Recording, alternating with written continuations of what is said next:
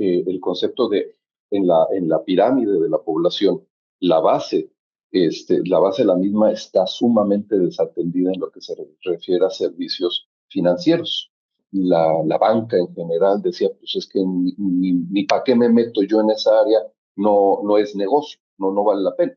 Lo que dice este concepto es, no, la base de la pirámide es tan amplia, ajá, que si bien estás hablando de montos pequeñitos, son tantos, es tanta la base de la pirámide, que vale la pena ir y apoyarlos, ajá, en una operación que es rentable para el inversionista, pero que por el otro lado, las personas que reciben ese financiamiento en la base de la pirámide, el impacto de ese préstamo que tú le haces es muchísimo más grande que si se lo prestaras al que está hasta arriba de la base de la pirámide.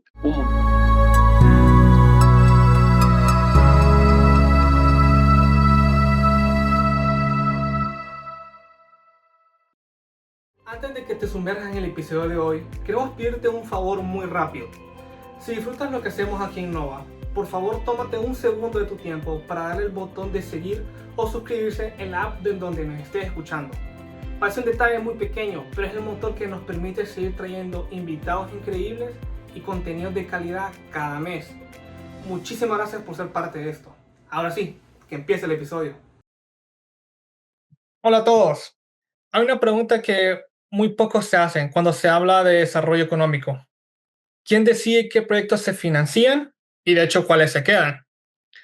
Y quiero que entiendan algo. Detrás de cada carretera que se construya, cada pyme que recibe un crédito, cada comunidad que accedió a una vivienda en América Latina y el Caribe, hay alguien que estructuró todo el proyecto, convenció al gobierno, alineó a los inversionistas y lo hizo bancable.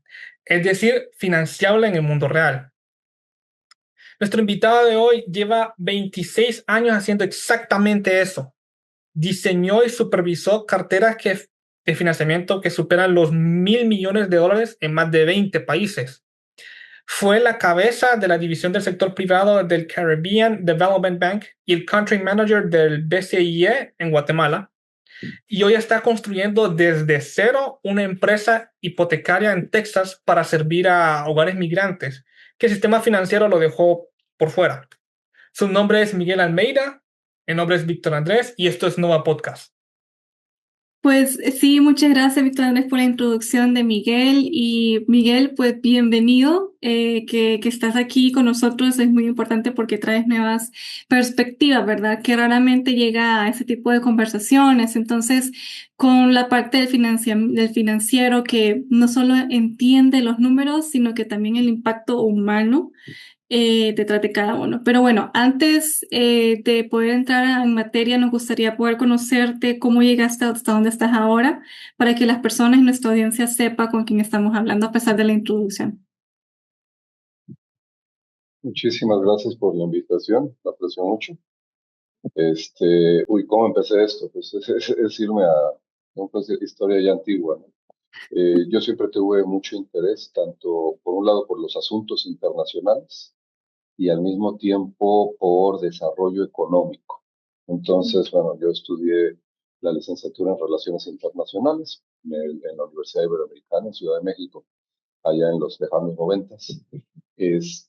Y fue a la hora de tener que hacer tesis, en aquel entonces se tenía que entregar una tesis de investigación. Pues decía, es que no solo es las relaciones internacionales lo que me interesa es cómo impactan las relaciones internacionales en las economías, en los bolsillos de la gente. Y pues básicamente mi trabajo lo hice sobre el impacto del TLC y el GATT en las políticas públicas del Estado mexicano en apoyo a la pequeña y mediana empresa. Si te fijas, está la parte de desarrollo económico, pero por otro lado está las relaciones internacionales. ¿Y qué es lo que hacían los gobiernos para responder ante esos retos internacionales? Ello me llevó posteriormente al Banco Interamericano de Desarrollo. Me fui como un intern, no, practicante, sería la palabra en español, me fui como practicante a finales de los 90 allá a Washington y me quedé allá como funcionario. De ahí pasé al Banco Mundial. Había un reporte muy importante en esos entonces, el Doing Business Report, el cual analizaba las características macroeconómicas e institucionales, legales de los países para definir qué tan, qué tan fácil era hacer negocios en dichos países. Ahí en particular, pues me tocó abocarme principalmente al mercado financiero de Perú, y de ahí regresé al BID en su oficina en México en el año 2005, donde pues bueno, me tocó manejar una cartera muy amplia de proyectos de desarrollo del sector privado, desde muchas ¿cómo se dice? Desde muchos puntos de vista. Primordialmente, desarrollo de las asociaciones público-privadas en los estados mexicanos, que sería una de las más importantes que tenía, así como desarrollo de esas asociaciones público-privadas a nivel municipal. Los estados mexicanos, pues son estados, cada uno son soberanos, entonces cada uno tiene su ley, su institucionalidad, etcétera, y es necesario hacer eso en cada uno de los estados. Posteriormente, estuve trabajando con las Naciones Unidas para apoyar al Banco Islámico de Desarrollo, precisamente en temas de asociaciones privadas, y de ahí pasé a ser cabeza, el jefe de la división del sector privado del Banco Caribeño de Desarrollo. Nuevamente, para promover el desarrollo del sector privado, desarrollo económico, desde varios puntos de vista. Pequeña y mediana empresa, por ejemplo, financiamiento de infraestructura vía sector privado, asociaciones público-privadas, etc. Lo cual me terminó llevando al PCIE en Centroamérica como cabeza de su oficina en Guatemala, a cargo de una cartera muy grande, principalmente del sector público, infraestructura pública financiada del sector público, pero también con mucho impacto en el sector privado, principalmente también a pequeña y mediana empresa por medio de intermediación financiera. Traté de hacerlo muy cortito, pues, varios años ahí. Ok, y Miguel, yo tengo una consulta. Hay una brecha enorme entre pues, diseñar un modelo financiero en un organismo pues, multilateral, con respaldo institucional, con equipo jurídico y en nombre de pues, una institución detrás, a salir a registrar una empresa hipotecaria en el estado de Texas, como ejemplo, donde uno pues, hay que navegar las regulaciones federales, obteniendo licencias y convenciendo al mercado de que el modelo pues, sí funciona. Mi pregunta es, ¿cuál fue el momento más difícil de todo ese proceso? Del proceso de la Texas. transfer de Texas. Mira, es que sigue siendo un proceso muy complicado. El modelo, cuando comenzamos a hablar de desarrollar este modelo, todavía no estaba la administración actual, y el modelo se veía bastante factible. Finalmente, lo que uno hace al desarrollar este tipo de proyectos, pues tú vienes con una hipótesis. La hipótesis es, este proyecto puede ser rentable, este proyecto puede ser bancable, financiable, lo dijiste tú, puede que desarrolle, puede traer beneficios, pero es una hipótesis. También puede ser que no los traiga, ¿no? Entonces nosotros estamos ahorita trabajando precisamente con esta iniciativa, pero han habido una serie de cambios políticos muy obvios, políticos muy obvios, y eso ha llevado también a una serie de cambios regulatorios muy recientes que hacen que sea, por lo menos en este contexto, un poquito complicado hacer la operación que queremos hacer. Nosotros seguimos desarrollando el modelo pensando que van a venir tiempos mejores, tiempos mejores en el que el modelo sea realmente factible. Pero si tú me preguntas hoy en día implementar este modelo, en este momento, la última orden ejecutiva que se emitió, en la cual se le limitan el acceso a servicios financieros al tipo de población a la que queríamos ayudar, sí, pues nos puso un poquito en pausa. No significa que no estemos interesados en hacerlo, no significa que no lo consideremos altamente beneficioso para la población a la que apoyaríamos y también rentable. Pero significa que ahorita no va a ser el mejor momento. No obstante, es tan largo el proceso regulatorio, burocrático, que pues, nosotros seguimos avanzando con el mismo. y estamos pensando que esta situación en algún momento va a cambiar.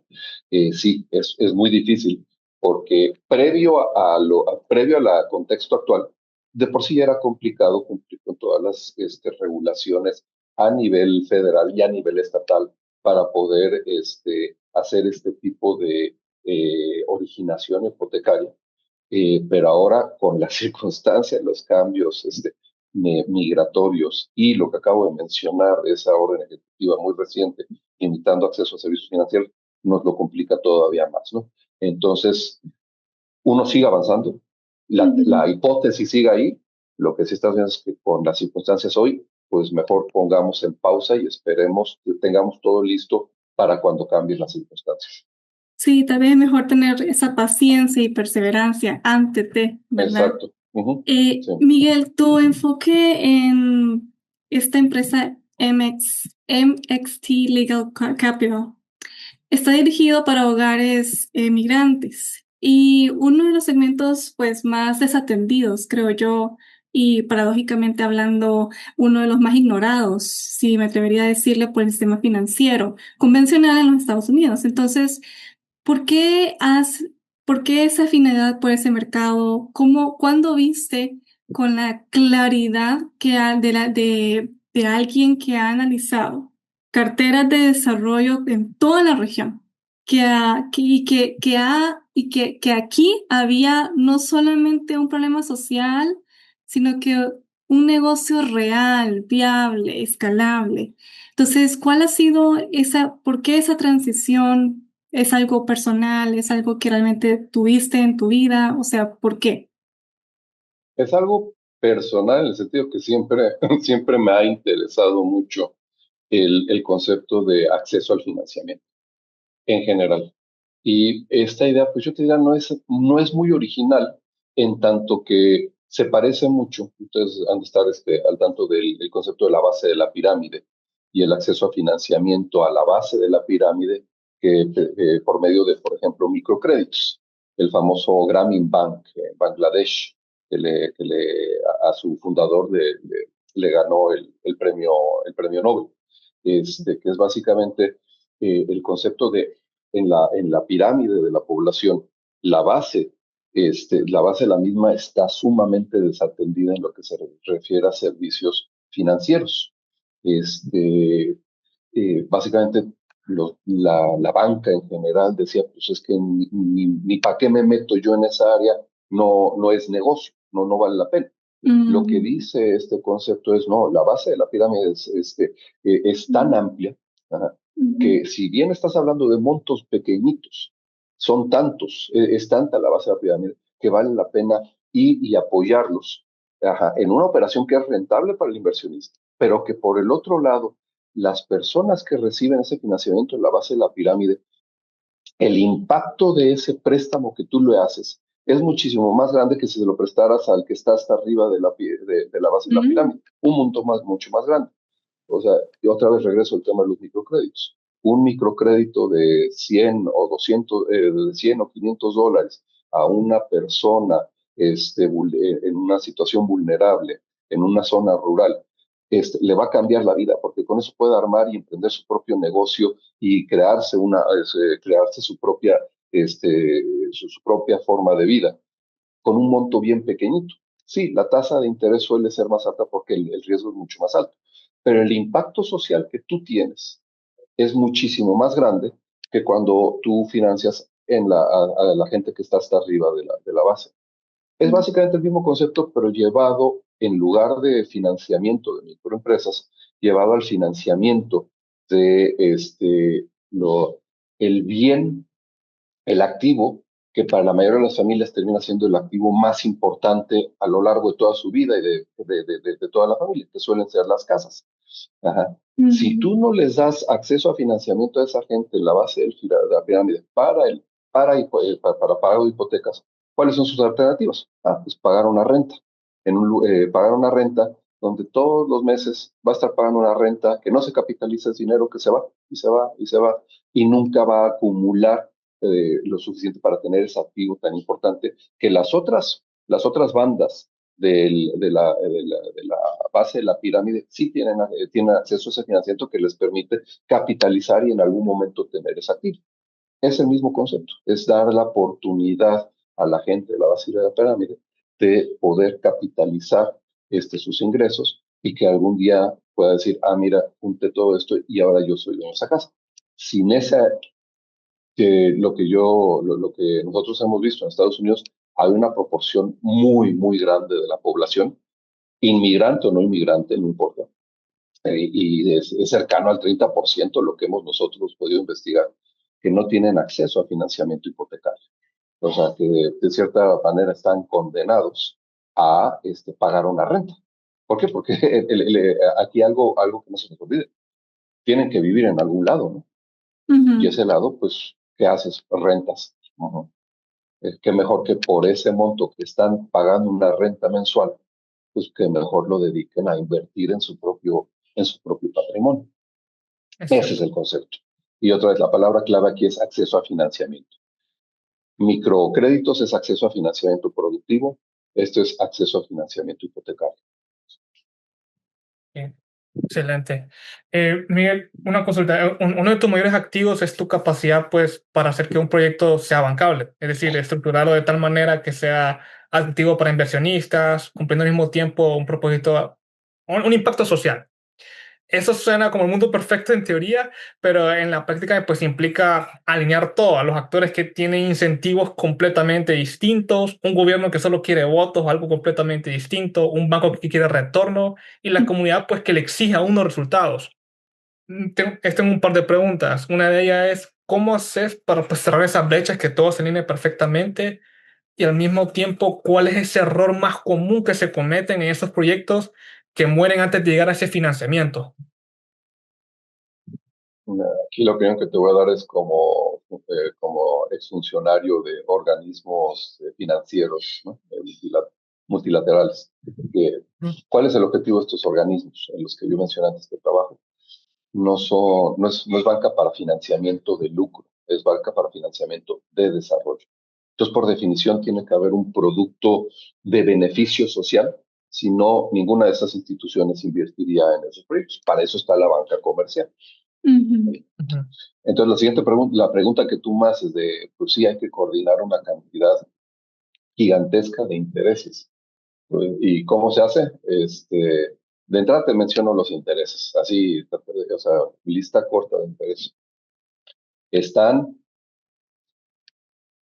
las responsabilidades fiduciarias, el mandato que tienen cada una de las áreas dentro de la agencia que financia. Cualquiera de los bancos de desarrollo que mencioné, pues tienen el área legal, tienen el área fiduciaria, tienen el área de adquisiciones, tienen el área de negocios, etcétera, etcétera. Y todos ellos tienen mandatos distintos. Legal, que se cumpla lo legal. Financiero, pues que haya un rendimiento, ¿no? Tiene que haber un rendimiento mínimo. El de procurement, el de adquisiciones, pues que se cumpla toda la legislación, perdón, no legislación, regulación el de negocios, pues tiene que generar proyectos, tiene que traer proyectos. El área Environmental, Social and Governance, ambiental, social y de gobernanza, pues tiene que asegurarse que el proyecto no tenga un impacto social negativo, un impacto ambiental negativo. Entonces, ahí, dentro de la misma institución, te estoy hablando, hay varios personas y lo que tienes que hacer es sentar a todos en la mesa y, órale, señores, pues mira, tenemos este proyecto en puerta y pues yo sé que cada uno de ustedes tiene que velar por las responsabilidades que les da su mandato en esas distintas áreas. Ajá. Pero tenemos que hacer esto funcionar. Sentémonos y mira, si hay un problema por el lado financiero, pues ¿qué es lo que podemos hacer para mejorar la tasa? Pues mejor buscar una nueva fuente o buscar otra institución afín para que vayamos cofinanciando y por lo mismo se disipe, se diversifique el riesgo. Es sentarse, platicar, negociar y ver cómo le encuentras la cuadratura al círculo. Ahí estoy hablando de una institución. Ahora esa institución tiene que interactuar con las distintas instituciones involucradas. Si estás hablando de un proyecto a nivel público, pues no sé, con el Ministerio de Salud, si fuera un hospital. Ahora tienes tú que ir y negociar con ellos y tienes que satisfacer, ellos son tus clientes, tienes que ir y satisfacer las prioridades nacionales que tienen ellos impuestos, pero ellos no se manejan solos. A su vez, ellos tienen que hacerlo en interacción, dependiendo del país, con el Ministerio de Finanzas, que es el que tiene control a la plata, para agarrar y decir, ok, mira, yo necesito hospitales con estas características. Pues sí, pero finanzas le dice, sí, pero hay plata solo para esto o aquello. Y a su vez, vamos a complicar más el esquema. El Ministerio de Finanzas no se maneja solo. Obviamente está el presidente que le dice qué es lo que hay que hacer, pero también está el Congreso que le dice, oiga, dependiendo de la legislación de cada país, usted tiene recursos para esto y esto, pero tiene que cumplir todas no solo su mandato, sino las prioridades nacionales definidas y pues tiene que estar en constante negociación. No es que el banco donde yo estaba negocie con todos ellos. La contraparte suele ser el Ministerio de Finanzas o el Ministerio de Salud, pero ellos a su vez tienen que interactuar con otros actores internos dentro de los países, por ejemplo, el Congreso. Y ahí es donde muchas veces se le pide a este tipo de bancos, oiga, por favor, necesitamos que nos ayude a convencer a la comisión tal del Congreso sobre los beneficios o el avance de tal o cual proyecto.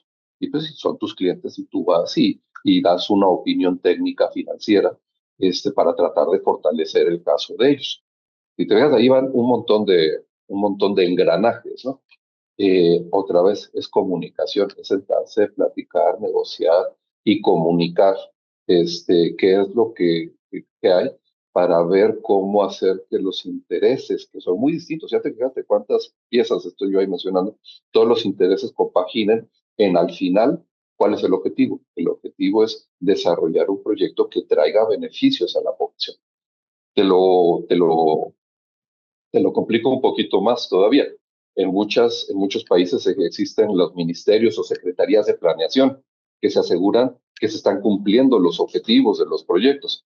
Entonces ellos también tienen que involucrarse y ver, oye, ¿cómo este hospital que tú quieres cumple con nuestro Plan Nacional de Desarrollo de este quinquenio? Ok. Y si lo está cumpliendo, o no lo estás cumpliendo, o para cumplirlo deberías considerar A, B, C, D y E. Eso independientemente del endeudamiento, niveles de endeudamiento, que eso es el Ministerio de Finanzas. Ellos más bien planeaciones a nivel de cumplimiento de resultados, cumplimiento de las prioridades de desarrollo. Ya te lo hice más complicado, ¿no? A eso súmale, que imagínate que no es 100% público, sino es una asociación público-privada, un hospital público-privado como en los años 2000, 2010 se hicieron en México y que me tocó participar. Ahí tienes que ahora añadir al actor privado, al inversionista privado que no solo invierte, también va a operar y va a operar en el contexto, en todo este contexto, ese entorno en el que te estoy diciendo.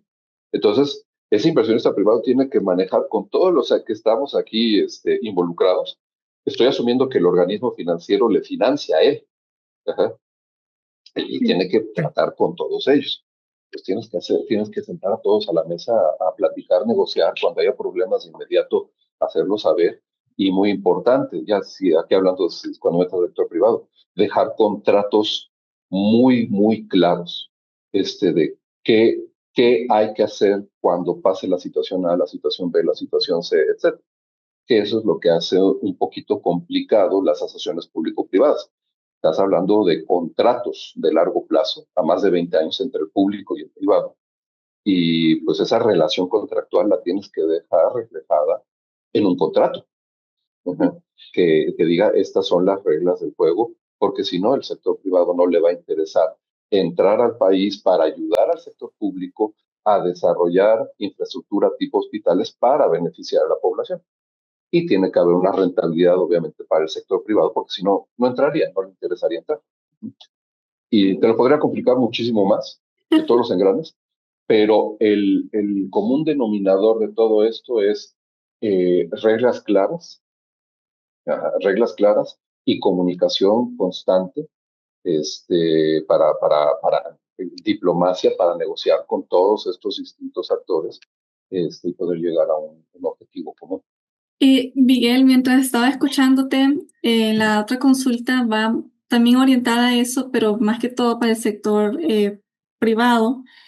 En América Latina hay muchas, bueno, todos no sabemos, no tenemos hay mucha información, educación financiera, pero no todos la ponen en práctica, solo saben como por encimita algunos técnicas, alguna terminología o como hay preguntas que tal vez tienen que hacerse, ¿verdad? Para poder hablar y enfrentarse con una institución financiera internacional, ¿verdad? Para no quedar así con manos cruzadas. Entonces, estas, por ejemplo, hay empresas medianas que tienen sus negocios y tienen a su gerente general o al presidente, pero no saben cómo poder ir a donde un inversionista o a donde una de estas instituciones como el BID o el Banco Mundial o incluso el BCE y poder decirle, bueno, o sea, en vez de ir como pollo comprado, que le dirían, ¿verdad? Como ir, bueno, es que necesito tanto dinero. ¿Qué recomendarías para una persona? Porque incluso hay dueños que no conocen mucho esa educación financiera. Entonces, ¿qué recomendarías para poder tener ese financiamiento y ayuda de esas instituciones a estas empresas pymes y que puedan considerarlo seriamente en poder invertir? Ujú. Mira, aquí todo es una cuestión, yo siento, de escala, de cuál es la escala del proyecto de inversión del que estamos hablando. Y te voy a dar un rule of thumb, así como que un número, no es tan arbitrario, pero más o menos para que te des una idea, para el tipo de proyectos que este tipo de instituciones puede estar interesado. Yo te diría que si no es de más de 10 millones de dólares, estas instituciones, su costo de transacción de buscar apoyar un proyecto de menos de 10 millones de dólares, yo creo que ya ahorita ese límite es más, el costo de transacción es demasiado alto. Eso no significa que no apoyen a ese tipo a empresas con muy por debajo y muy por debajo de ese nivel. Lo que pasa es que lo hacen de manera distinta. Entonces aquí diferenciamos, ¿sale? Ese parteaguas, pongámoslo ahorita en 10 millones de dólares, de manera arbitraria, 10 millones de dólares. Los que están por arriba de 10 millones de dólares pueden acceder, podrían ir a tocar la puerta directamente a esas instituciones y si su proyecto tiene un impacto social, no tiene un impacto adverso en lo social o en lo ambiental, etcétera, y entra dentro de lo que serían las prioridades nacionales de los clientes de cada una de las instituciones, pues es factible que se puedan acercar y ir a buscar ese financiamiento. El financiamiento no es concesional, es decir, que no significa que les van a ofrecer una tasa de interés más baja que la de un banco en su país, pero lo que sí es que las condiciones, por ejemplo, suelen ser periodos de tiempo más largos que la de la banca comercial suele no dar. O el hecho de que tiene el sello del Banco Mundial o del BID o de cualquiera de esos, ayuda mucho a la hora de convencer a otros inversionistas más de, oye, en mi proyecto, esta institución ya creyó en él, significa, o sea, le está dando un sello. Entonces, esos son los que están por arriba de los 10 millones de dólares. Los que están por debajo, ellos también reciben apoyo, pero es de manera indirecta. Lo que hacen todas estas instituciones es básicamente ellos van con la banca comercial local de cada uno de los países y le dicen, mira, aquí tienes una línea de crédito. Tienes una línea de crédito para que tú a su vez vayas y a la micro, pequeña y mediana empresa de tu país, tú le prestas. Entonces, es una línea de crédito de este organismo financiero que se lo da al banco local del país del que estamos hablando, y ese banco local es el que se encarga de esparcir ese crédito entre la micro, pequeña y mediana empresa. Entonces, por lo menos en mi experiencia, cualquiera de los países de Centroamérica, tú te acercas a los principales bancos comerciales y suelen tener estas líneas de crédito, ya sea propias o que incluso tienen el sello de, esta es la línea de crédito del banco multilateral tal, que te podemos dar acceso. Es por ese medio que la banca multilateral internacional baja recursos a las empresas más pequeñas. Lo hace por medio de estos intermediarios financieros. Este se llama, estos son préstamos de intermediación financiera, así se les llama. Entonces, pues ahí es acercarse a cada uno de los bancos, de los bancos locales y buscar cuáles de estos tienen ese tipo de líneas de crédito.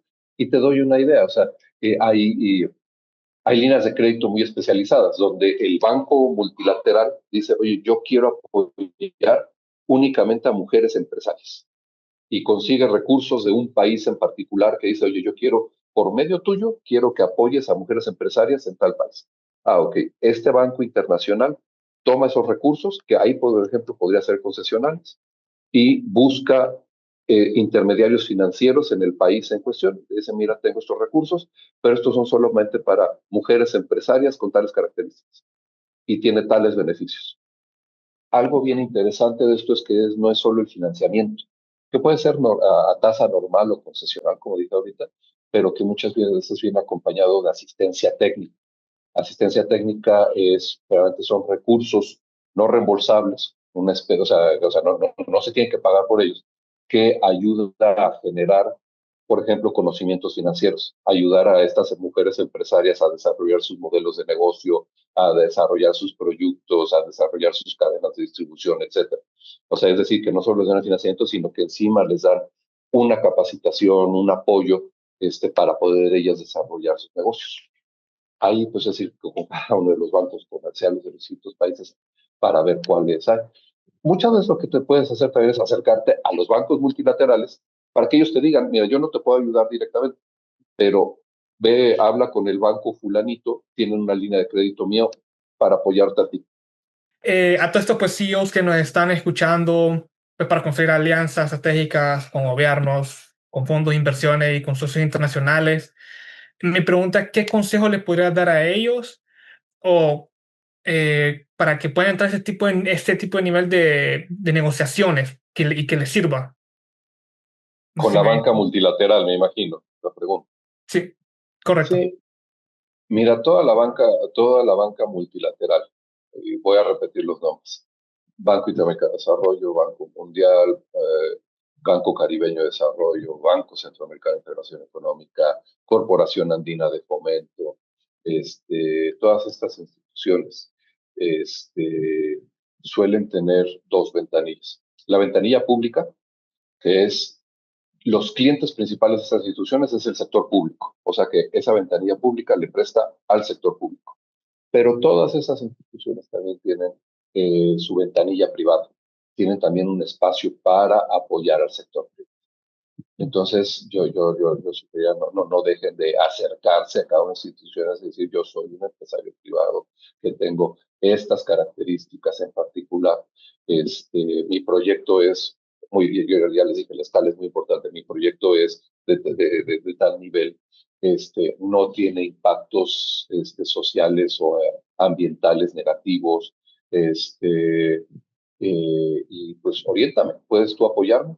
Y te van a decir, sí, sí puedo, me puede interesar tu proyecto, o mira, sabes que yo ya estoy apoyando a tal banca en tu país y ellos tienen una línea de crédito que precisamente te puede apoyar en tal sentido.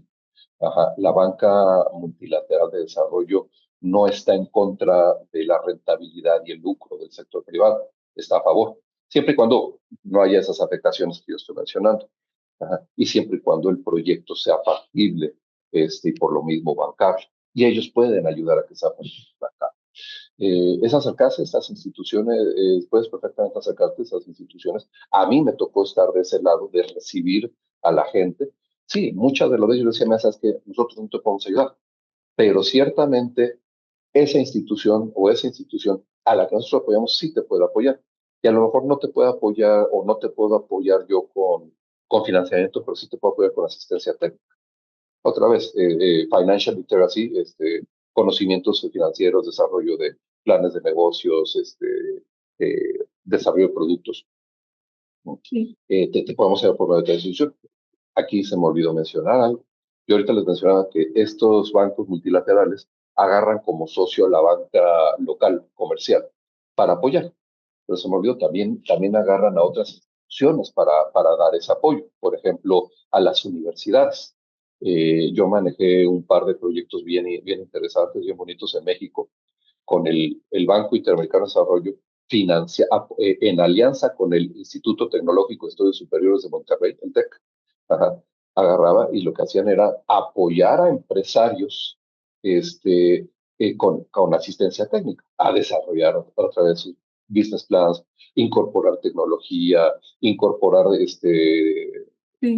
técnicas de producción más limpia, etcétera, etcétera, que no tenían un costo para el empresario, o sí lo tenían, pero tienes que meter tienes tú que meter recursos a tu propio apoyo, y si tú pones 30, yo te doy 70 Sí. para que desarrollemos. No es financiamiento, es asistencia técnica.